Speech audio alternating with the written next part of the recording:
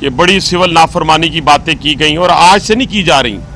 बड़े अरसे से की जा रही हैं। बहुत कुछ कहा जा रहा है। आपको पता होगा कि IMF के सामने मुजाहरे किए गए, वर्ल्ड बैंक के सामने मुजाहरे किए गए, खतूत लिखे गए और ये कहा गया कि पाकिस्तान को जो है वो आप जो पैकेज है वो ना दिया जाए, उसकी इमदाद ना की जाए, उसको रेस्क्यू ना किया जाए। और ये मैंने वाहिद मुल्क देखा है जिसके बसने वाले, रहने वाले बैरून मुल्क जाकर अपने ही मुल्क के खिलाफ साजिश कर रहे हो। शायद दुनिया में कोई और मुल्क मैंने नहीं देखा। लेकिन इन तमाम तर रेशा दवानियों के बावजूद, खतूत लिखने के बावजूद, लॉबी जो फर्म थी उनको हायर करके कांग्रेसमैन के जरिए पाकिस्तान की इकॉनमी के ऊपर हमलावर होने के बावजूद आप रिजल्ट देखें इस पिछले 10 महीनों का, 8 महीनों का, वो मैं आपके सामने रखना चाहता हूं। अगर किसी जगह मैं एग्जैजरेट कर दूं तो अपने सवालात में मुझे वो तस्सीह भी कर दीजिएगा ताकि मेरी भी तस्सीह हो जाए और आवाम को भी हम कोई ऐसा झूठा बयानिया जो है उसको बनाने की हम कोशिश ना करें। सबसे पहली बात कि पाकिस्तान की 76 साल तारीख में जो तरसीलात ज़र है, यानी बाहर से भेजने वाला जो सरमाया है पाकिस्तानियों का, वो पिछले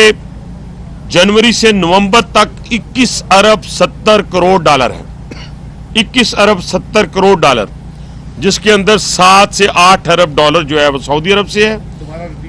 21 अरब 70 करोड़ डॉलर और जिसमें से 7.5 अरब डॉलर जो है वो सऊदी अरब से है, 6 अरब डॉलर UAE से है,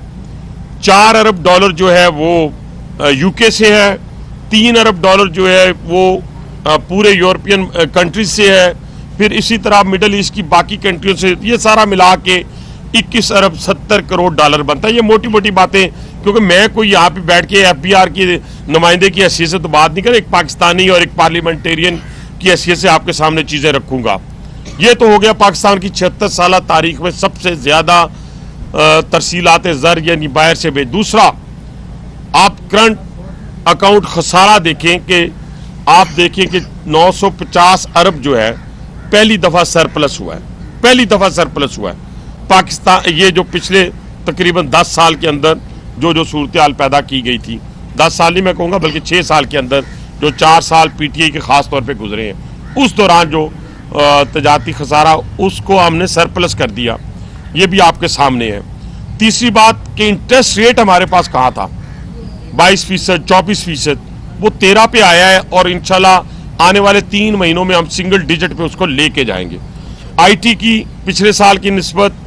और टेक्सटाइल की एक्सपोर्ट में इजाफा हुआ है। ये भी फैक्ट एंड फिगर आपके पास मौजूद है। कोई इसमें दूसरी बात नहीं है कि हम कहें कि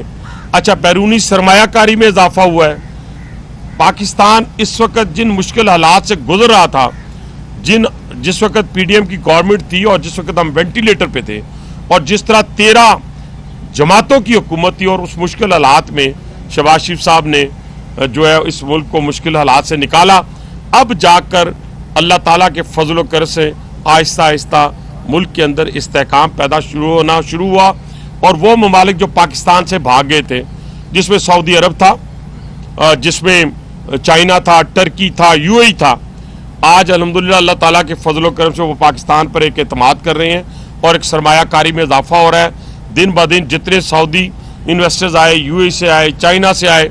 और वो सारे के सारे जो है यहाँ पर इन्वेस्टमेंट करने के लिए तैयार बैठे हैं। लेकिन इसके साथ साथ जब ये इकॉनमी ग्रो कर रही थी, ग्रो करना शुरू हो चुकी थी, तो कुछ लोग ऐसे थे जो पाकिस्तान पर हमला आवर होना चाहते थे अपने इक़्तिदार की खातिर। उन्होंने 3 दफ़ा इस्लामाबाद पे हमलावर हुए, फिर उसके बाद 26 नवंबर वाला फाइनल जो हमला करके पाकिस्तान की पीठ में छुरा घोंपने की कोशिश की। और इसी दौरान आप देखें कि आज अफगानिस्तान जैसा मुल्क जो है वो हमें आंखें दिखा रहा है, वो हमें आंखें दिखा रहा है। लेकिन ये सारा कुछ एक प्लानिंग के तहत, एक साजिश के तहत, और जब आपको बाहर से आंखें दिखाए तो क्या कभी आप इसमें खुश हो सकते हैं?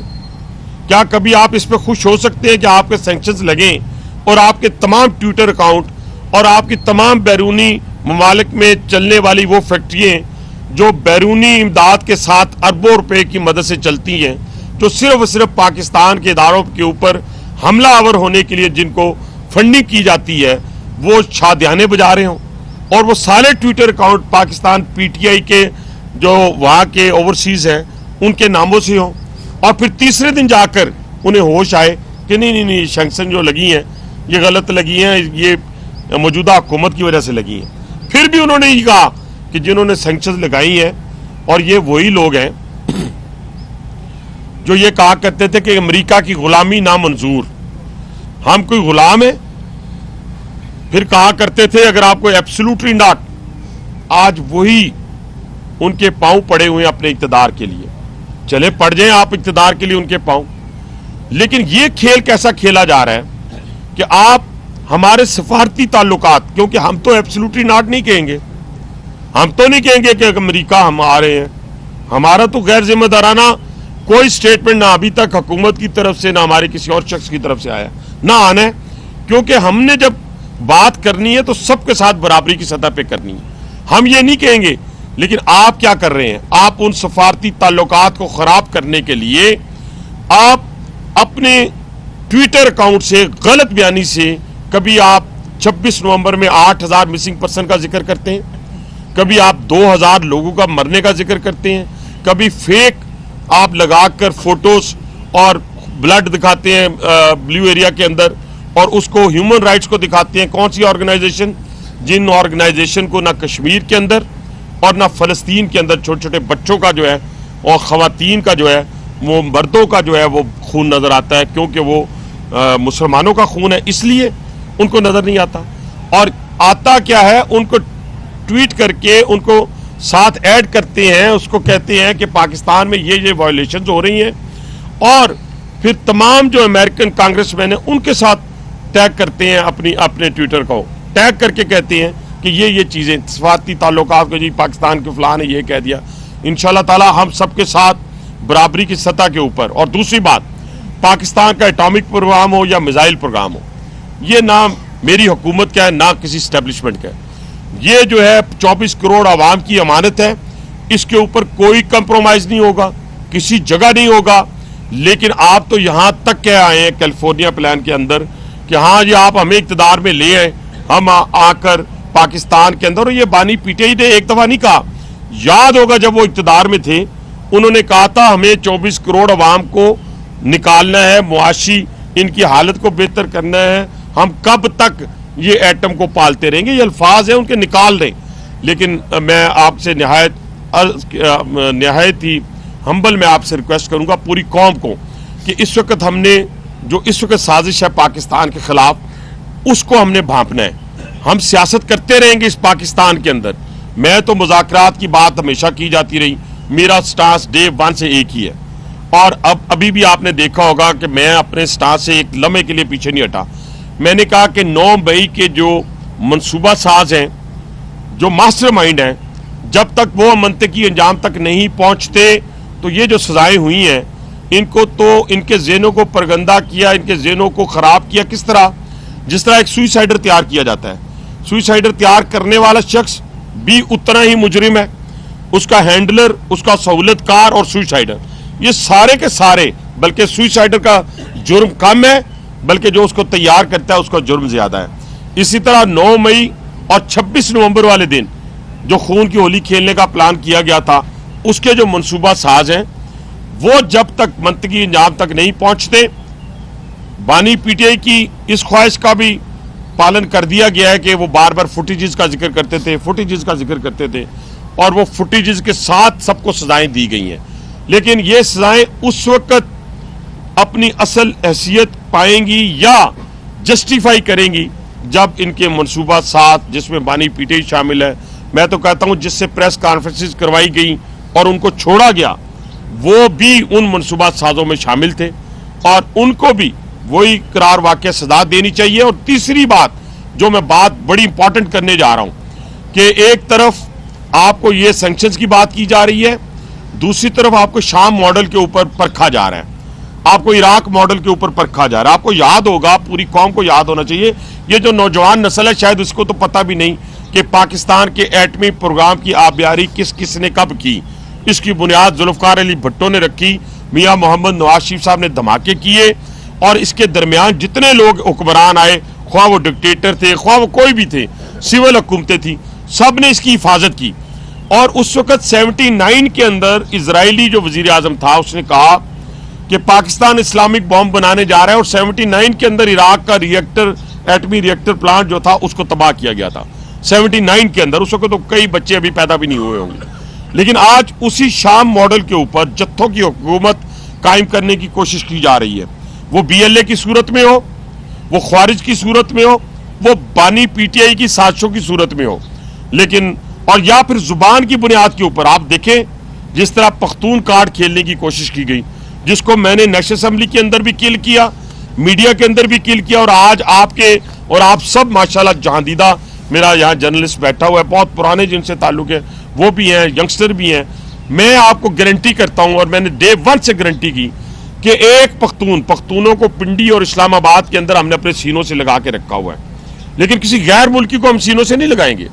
हम अपने पख्तूनों को सीने से लगा के रखा हुआ है। और दूसरी बात, कोई एक शख्स बेगुनाह किसी रावलपिंडी के थाने में मौजूद हो तो मैं उसका जवाब दे, हनीफ अब्बासी जवाब दे। एक अवामी नुमाइंदा होने की, MNA होने की, अवामी नुमाइंदा जो हमने हमेशा पिछले 35 साल से इस रावलपिंडी में रह, तो हमने इस साजिश को समझना है, जो साजिश पाकिस्तान के खिलाफ खेल खेला जा रहा है, और उसका आलाकार हमारे अपने लोग हैं। बाहर की क्या बात करनी, बाहर वालों से हमने क्या गिला करना। बाहर वाले का तो काम है कि हम पे हमलावर हो। पहले वो फिरका वारियत की बुनियाद पे हमलावर हुआ,